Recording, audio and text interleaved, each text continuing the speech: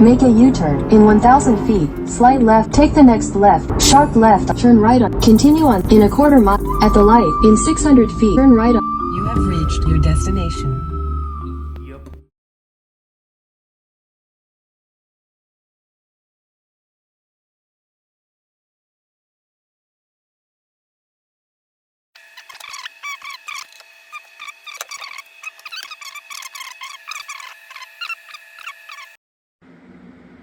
Something else I thought I'd bring up. Let's talk about painting strategies. This is a picture of the most hated car in the world. Obviously, it's a Fiat 850. I own this lovely little runner, and I spent a lot of time doing the same kind of thing, restoration and paint. As you can see, there's a dual tone in that red. The paint shop I was using ran out of low VOC type solvent-based paint, and were forced to go to water-based paint by the local authorities. That may be the case. I'm going to overbuy the paint. Okay, I'm just going to stop myself here. While you look at the screen here, what I'm talking about is I'm going to buy, my intention was to buy 1.5 gallons of paint, plus 1.5 gallons of reducer and the requisite amount of hardener, etc., catalyst, blah, blah, blah. When I went to the paint store, they said that they could ready mix all of this so that I had 3 gallons of ready mix. Given what you said, what you just saw on that Fiat, and my fear of having uneven tones and all that other crap, I elected to go that route. And the cost was the same as 1.5 gallons of paint plus 1.5 gallons reducer, etc., that they all put together for me. So this more or less is going to shorten my time frame down considerably, very much so. So I'm going to be able to paint the trunk and the engine bay, as well as the rear parts of the their lids and doors, all at one time. So I won't have to worry about different hues of the same red. And this was a big bonus for me. So without further ado, let's go ahead and get that going. I'm gonna just stop talking and let you get to the good stuff. So I just mixed up the 1 ounce of paint that I got from the local paint store. This is it. It's an Acura ruby red with this as the. And I'll stop myself again. I'm more or less narrating how I bought 1 ounce of Acura ruby red and put it on my my car to see how it looked. Didn't quite like it, so I took that ounce back to the car paint store and had them add double black, which is what you're about to see. So I'm not awfully worried about paint there in the wheel well, because I'm going to cover all that with chassis black, with ready-made stuff that's strong as steel. So without even more further ado, here we go. Now check this out. I'm beginning to mask things off, and I'm going to start painting. So I'm going to. I've already given this car yet another bath, and before I start painting, I'll tack cloth the crap out of this. I'm going to start in on the trunk. I'll remove the two things I've got that hold it down to my little scaffold. So I will do the trunk. I will do the engine bay. I've got more masking to do. And I will do the inner portions of the cockpit of the car itself, right? I'm not awfully too worried about not getting onto this air intake cowl, because I'm going to paint that flat chassis black, so that when the like this, you can't see inside there, or it doesn't appear that you can see inside there, right? And yes, I know the hood is ajar. I've got a jar. I don't know why I put that back down, but I didn't. Anyway, so I'll have that blackened out like that with a flat black, so it doesn't reflect very well in the summer, or in the sun rather. Okay, so I'll get to that tomorrow. It's exciting times, very exciting times. It took me probably the better part of 2 years to get to this point with this old gem, and it's taken me since the beginning of March, I guess, and it's just about July 4th. Tomorrow's July 4th. Oh yeah, and I wanted to say something else. I'm not going to put a whole lot more plastic down because I've got good control of my gun, my spray gun, and if I do get a little bit of overspray on some of these areas, I'm gonna, Scotch Brite it off or whatnot. Anyway, this is stuff on the outside that I'm not gonna care about till much later. So I'm only just trying not to get onto the major portions of here, right? So if I get a little bit of overspray here, big deal. If I get some on the roof, big deal. If I get some over here, big deal. Spraying out this area here and in the engine bay isn't going to get a whole lot of overspray on parts that don't, I'm not awfully worried if it does. And here I am working out of my garage on a lovely day, and I don't have a perfectly great, what do you call it, paint booth and so forth. So beggars and choosers and all that other stuff. So I'm probably not going to get to this tonight. I'm going to get to it tomorrow morning first thing. It's exciting. All right, I want to do some more narration of myself here. At this point here, I'm talking about what I'm doing with the first coat. That's the first tack coat. And I'm wearing a respirator, so it's really difficult to hear me, and I figured I'd just voice over. This is the first coat, a very light one of a total of 3. The first light coat is called a tack coat. That's how it looks in the trunk. You can see there's stuff that hasn't gone all the way through, thus 2 more coats of paint to come. And again, I'm wearing a respirator when I'm making this part of the video, and I'm showing you that that's the recipe for the paint. Again, it's an Acura color. For Acura's 98 to 02. Not quite the same thing because I've had more black added to it. What little you've seen so far, the first tack coat and such, I've gone through at this point about a quarter of a gallon, and you'll see some of the added blacks and other stuff in there. That's the reducer. Yeah, there's my setup, and there's the lid. Lovely. And here's the first major coat after the tack coat. The tack coat you put down lightly so that it kind of bites into the primer, or chemically activates with the primer, right?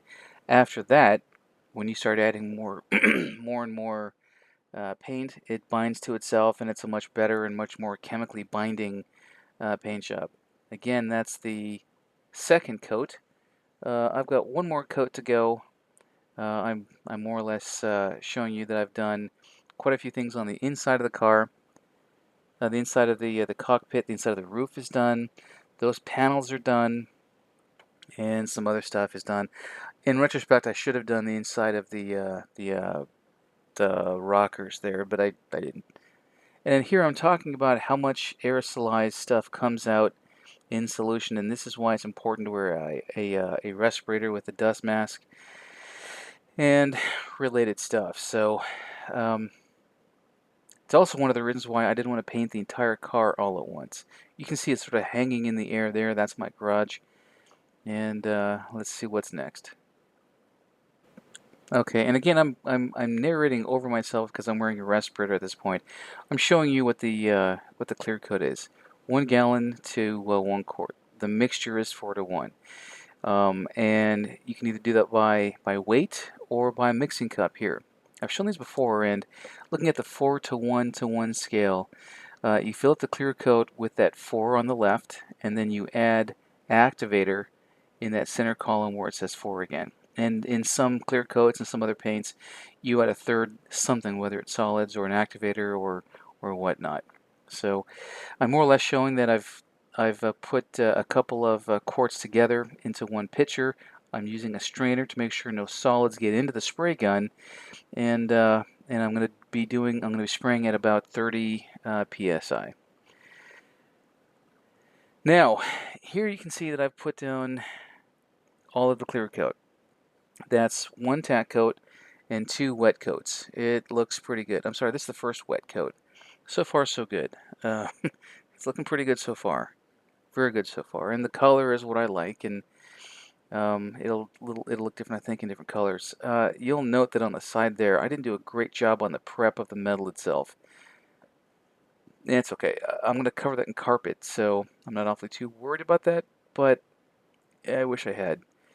I'm also talking about how as I walk through my garage, you hear a squelch, squelch, squelch, squelch sound, and that's a clear coat adhering to the bottoms of my sandals and the floor. So it's definitely worth your while to wear a face mask and so forth. Okay. I'm also talking about how I've clear coated some more of the interior. I've clear coated the engine bay up to a certain point, and again, I'm going to use the some flat black in the cowling portion. I might do that tonight, actually. Hell, I'll do it tomorrow, um, and I'll let that dry for a while as well. All right, I'm pretty pleased with myself. I don't know why I never thought of this before. Last time I painted my blue Roadster, I had an assembly line of stuff that I wanted to paint all at once. My fear at the time was that if I started to mix up different disparate batches of paint, I'd have a bad color, not bad color, but a different color between panels. I didn't want that. The fact that I've got ready-made, pre-mixed, already ready to go paint that all I gotta do is spray changes everything. So I'm gonna do stage 2, part 2 of my plan today. You notice there's dust. Okay, so I've got my my respirator off. I'm going to take a few minutes to get the dust and the other junk off. I'll let that dry. I'll then tack cloth it with that stuff, with the tack cloth. Get that ready to go, and I'm going to get to it. So this is I'm just tickled. I mean, check this out. So using the same ladder method, I can then put this on one side, that on the other side, and both fenders on each side of the assembly line, tie it down with wire so it doesn't go anywhere, and be able to paint without having to worry about coverage and getting in my way and etc. etc. So let's go back to a couple. Well, here we go. I've got 2 good coats of paint, and I now remember what a bitch it was to paint these things, because you've got to go in different directions and this way and then that way and then back and forth and up and down. This has taken me a couple of hours. The doors were easy, but the other panels were not. So there we go. I've got probably 15 minutes left before this flashes. 15 minutes on the flashing. I've already cleaned out the gun. I've already got everything else ready to go. There's my my clear coat ready to go, and I'm gonna sit back and grab a bottle of water. I'm sweating through everything. Okay, I'm done. I've got 2 very wet coats and a tack coat on all of this. And here are my sandals. As I walk, I've taken off my respirator, so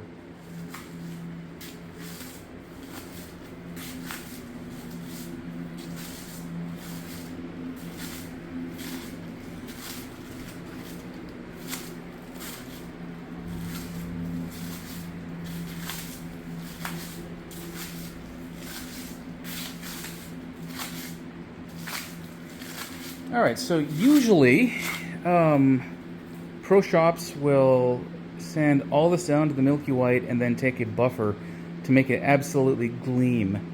I'm not going to do that, because this is stuff you're not going to see, and quite frankly, this clear coat already looks nice enough.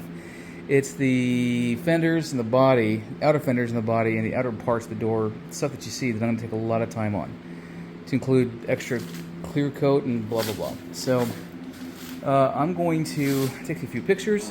I'm going to post this, and I'm going to eat some pizza.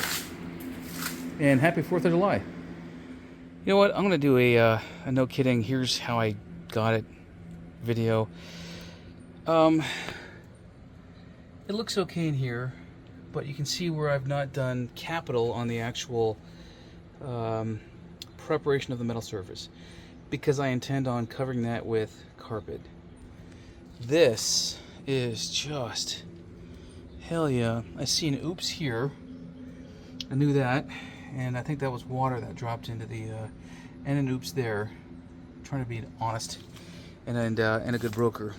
And I'll tell you what, it's dry. Look at how wet that looks. Oh, that's beautiful. Oh, that too. Let's take a look at the engine bay, see how that looks. Just as nice. And when those louvers go on, it'll be a nice offset. Holy shnikes, Batman. Again. Oh yeah. I wouldn't take a buffer to it, but it's dry enough to touch. Jesus.